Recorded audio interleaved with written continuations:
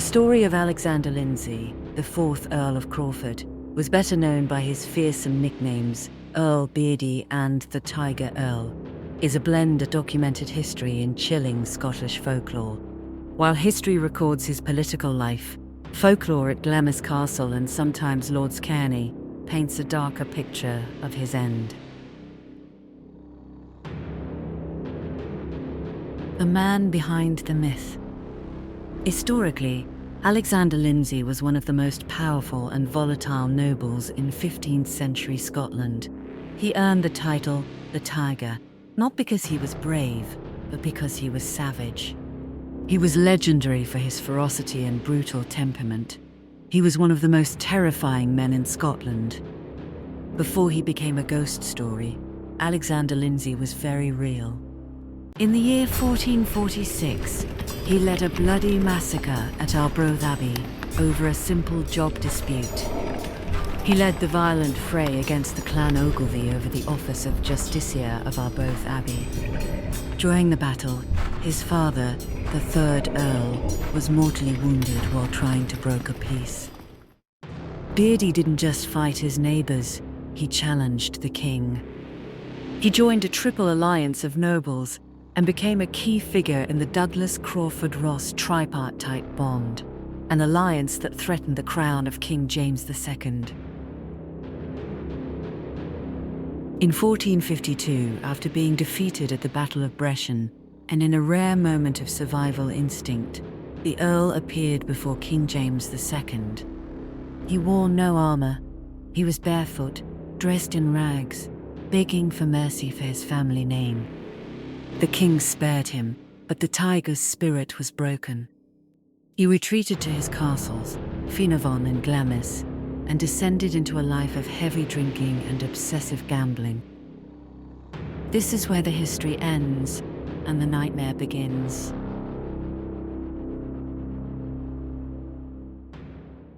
This is the story of Alexander Lindsay, the Tiger Earl, and the night he gambled away his soul. Behind the thick stone walls of Glamis Castle lies a room that doesn't exist. It has no door, no windows, and according to legend, it hasn't been opened for 500 years. It was a stormy Saturday night in late autumn. Beardie was deep in his cups, playing cards with his companion.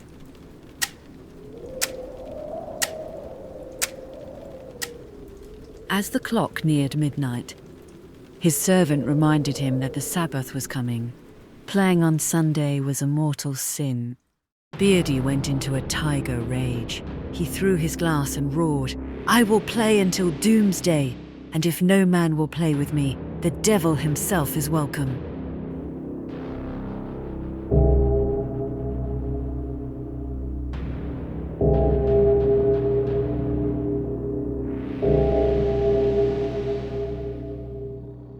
At the stroke of 12, a knock came at the door.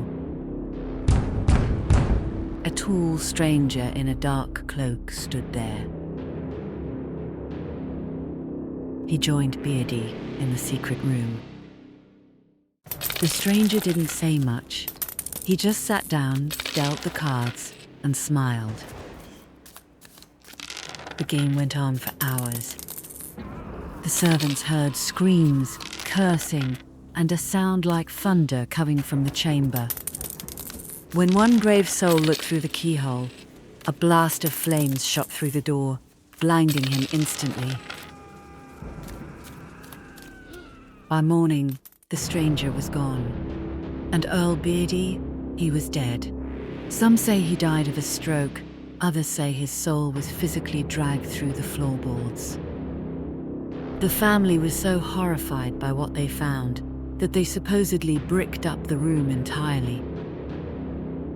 To this day, if you count the windows from the outside of Glamis Castle and compare them to the rooms inside, there is one window that doesn't belong to any room.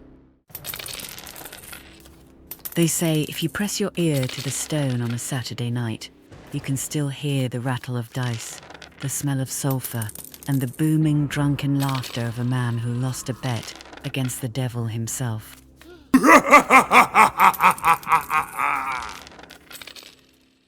Is it just a tall tale to keep children in bed on Sundays? Or did the Tiger Earl truly find the one opponent he couldn't bully?